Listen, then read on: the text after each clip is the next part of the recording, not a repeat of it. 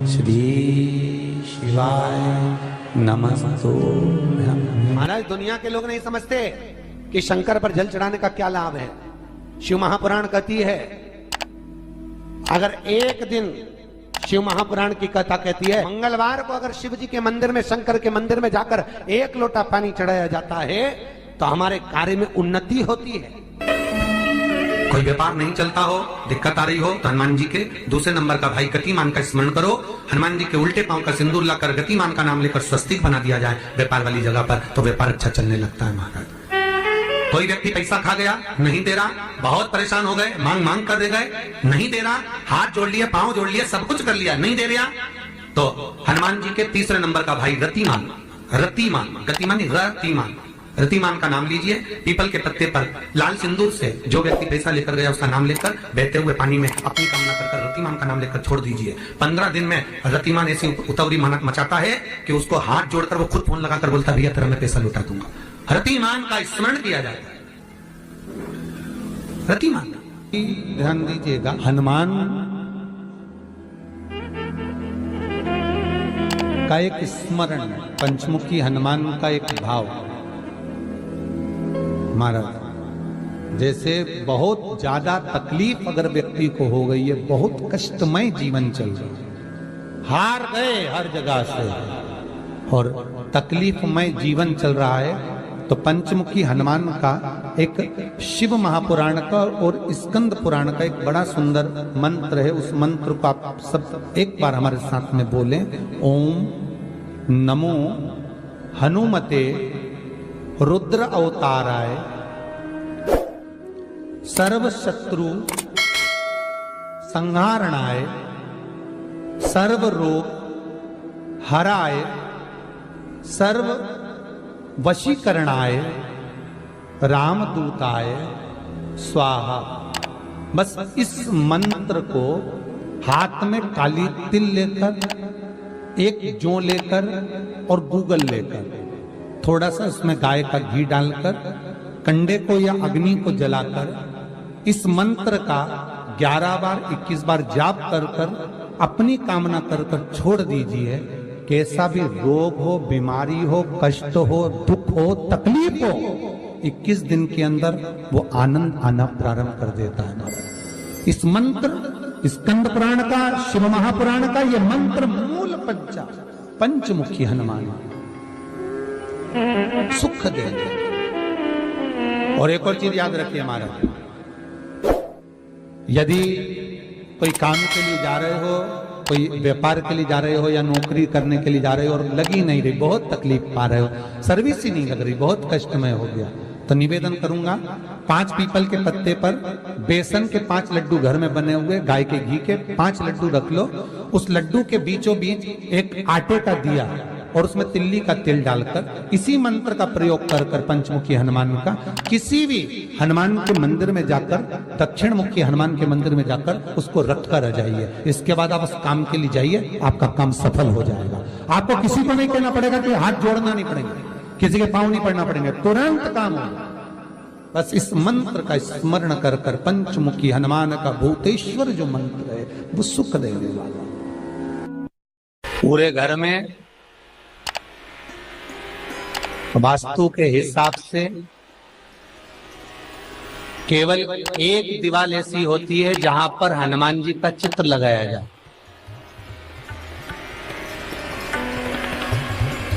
चाहे तुम पर्वत उठाने वाला चित्र लगाओ हनुमान जी का, चाहे बैठे हुए लगाओ, चाहे रामायण पढ़ने वाला लगाओ, चाहे लंका दहन करने वाला लगाओ, चाहे राम नाम जपने वाला लगाओ, चाहे लक्ष्मण को संजीवनी देने वाला लगाओ, चाहे मौन मुद्रा में लगा दो, चाहे स्तुति में लगा दो, चाहे भजन में लगा दो। हनुमान जी का कोई भी चित्र लगता है तो ना पूरब में लगेगा, ना पश्चिम में लगेगा, ना दक्षिण में लगेगा। हनुमान जी का अगर चित्र लगता है तो उत्तर की दीवार में दक्षिण को देखते हुए लगता है, केवल एक ही स्थान।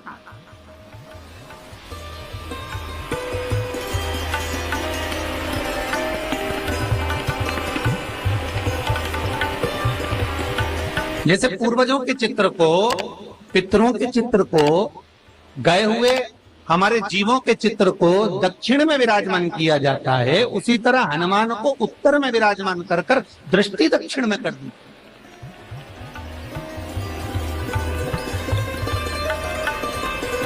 घर में हनुमान जी के जितने फोटो होते हैं उसको केवल दक्षिण दिशा में लगा, वो उत्तर दिशा में लगा बिठाते थे, और दक्षिण की ओर उनकी दृष्टि होना चाहिए, दक्षिण की ओर उनका मुख होना चाहिए। क्यों? महाराज, अगर व्यक्ति के जीवन में कोई बीमारी आने वाली है, व्यक्ति के जीवन में कोई रोग आने वाला है, व्यक्ति के जीवन में अगर कोई कष्ट आने वाला है, व्यक्ति के जीवन में अगर कोई परेशानी आने वाली है, व्यक्ति के जीवन में कोई एक्सीडेंट का योग भी बनने वाला है, तो शास्त्र कहता है वो दिशा दक्षिण से ही बनता है।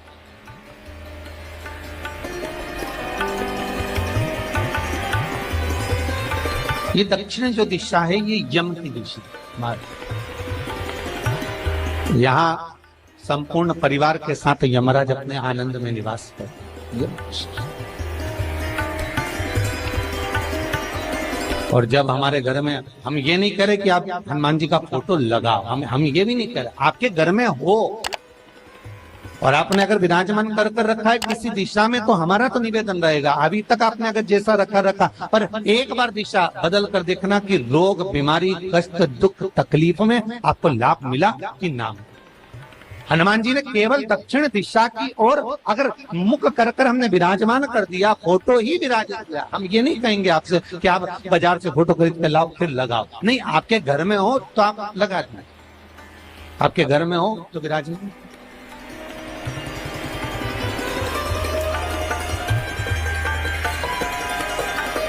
अच्छा, कितनी विपरीतता है वो भी आप जरा जानिएगा महाराज, कि शंकर भगवान के ऊपर जो जल चढ़ाया जाता है उसकी जलाधारी उत्तर में जाती है महाराज। भगवान शिव का जो जल जा रहा है वो उत्तर की ओर जा, और हनुमान जी को उत्तर में विराजमान कर मुख दक्षिण की ओर कर। क्यों? प्रबल दिशाओं में उत्तर और दक्षिण महाराज, ये जो दो दिशाएं, इनको साधने के लिए कोई देवता आगे नहीं। अगर इन दिशाओं को कोई साधने वाला है तो केवल एक देवाधिदेव महादेव ही हो सकता, काल का हरण करने वाला वो महाकाल ही हो सकता।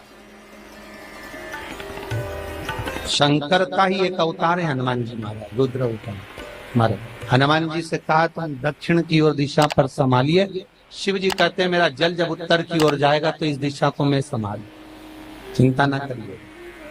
जो स्मरण करने वाला होता है, भजन करने वाला होता है, कीर्तन करने वाला होता है, नाम जाप करने वाला होता है, उसका भी शास्त्र विधान कहता है, उसका भी व्याख्यान वर्णन करता है कि जैसे एक दिशा के रूप में हनुमान जी महाराज को विराजमान कर दक्षिण की दिशा पर हम विजय, अर्थात रोग पर, बीमारी पर, कष्ट पर, तकलीफ पर हम विजय प्राप्त कर सकते। ऐसा नहीं कि ऐसा कोई रोग नहीं जिसकी दवा नहीं है, पर जब तक भगवान की कृपा नहीं होगी तब तक कोई औषधि मिल सकती नहीं, कुछ प्राप्त नहीं हो सकता। जब भगवान करुणा करते हैं तो आप रूप कुछ ना कुछ सुख की अनुभूति हो जाती है, अपने आप सुख का भान हो जाता है। तो जैसे दक्षिण का जो स्वामी तत्व है, दक्षिण पर जो दृष्टि देने वाले श्री हनुमान जी महाराज है, इसलिए हनुमान जी को उत्तर की दीवार पर विराजमान कर उनका मुख दक्षिण की ओर रखा जाता है। वास्तु शास्त्र के हिसाब से, वास्तु नियमों के हिसाब से सारे फोटो कहीं पर भी लगा सकते हो, पर हनुमान जी का अगर फोटो तुम्हारे घर में है, हनुमान जी अगर तुम्हारे घर में विराजमान है, हनुमान जी का चित्र तुम्हारे घर में विराजमान है, तो उसका मुख दक्षिण का होगा, तो रोग, बीमारी, तकलीफ, कष्ट ये सब दूर हटते। कई लोग प्रश्न करते हैं, गुरुजी आप कहते हो कि हनुमान जी महाराज शंकर भगवान का एक अंश स्वरूप है, एक अंश। पूरी शिव महापुराण की कथा को उठाकर देखिए, स्कंद पुराण को, मत्स्य पुराण को, कूर्म पुराण को उठाकर देखिए। एक बाणासुर का चरित्र और एक श्री हनुमान जी महाराज का चरित्र बहुत सुंदर। शिव का एक अंश माता अंजना के तप साधना से शिव की प्रागट्यता और शंकर भगवान की प्रागट्यता से शंकर का स्वरूप प्रकट हुआ। इसीलिए तो कहते हैं शंकर सुमन केसरी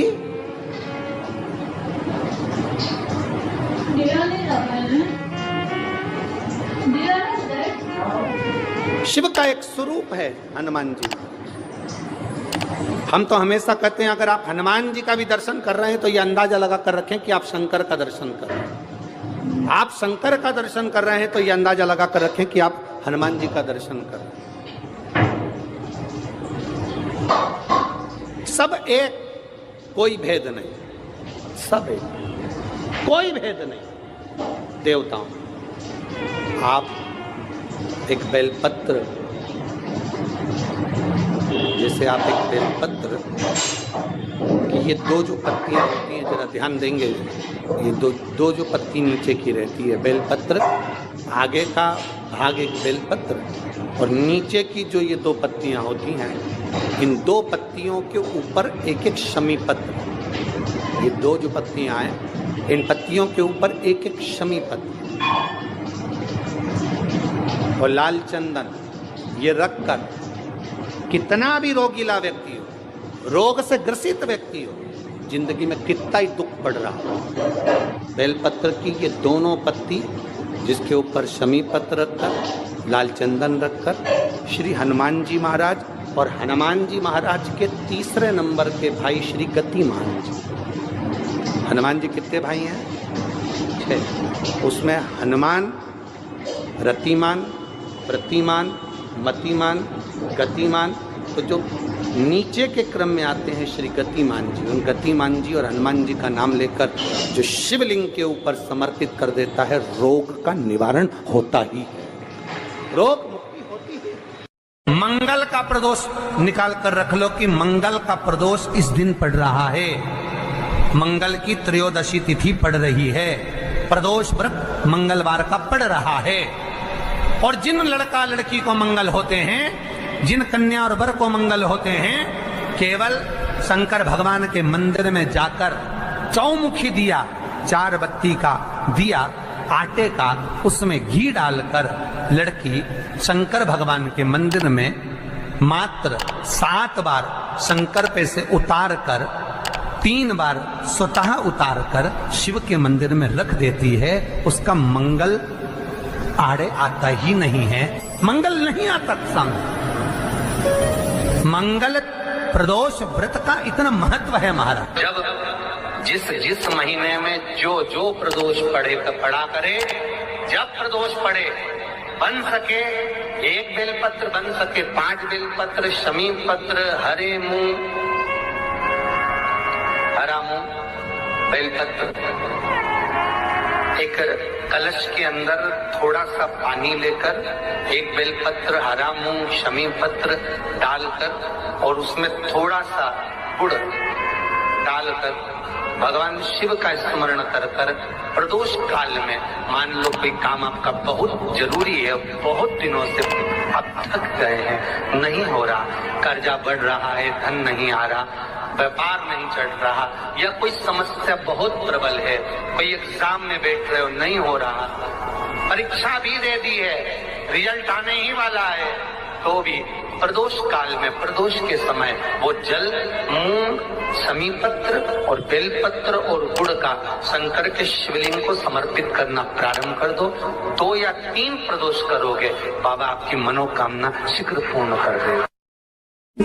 शंकर भगवान पर चढ़े हुए जल जब नीचे की ओर आता है, जिस जगह पर जल गिरता है उस जगह पर मात्र एक दुर्वा प्रदोष के दिन अपनी कामना कर इस शरीर के सुख के लिए शंकर भगवान के जल गिरने वाले स्थान के पास में अवधूतेश्वर महादेव के नाम से रख दी जाती है, तो जिंदगी में कभी बड़ी बीमारी नहीं आती। उसी तरह जिससे रोग को समाप्त करने के लिए दुर्वा का प्रयोग किया जाता है।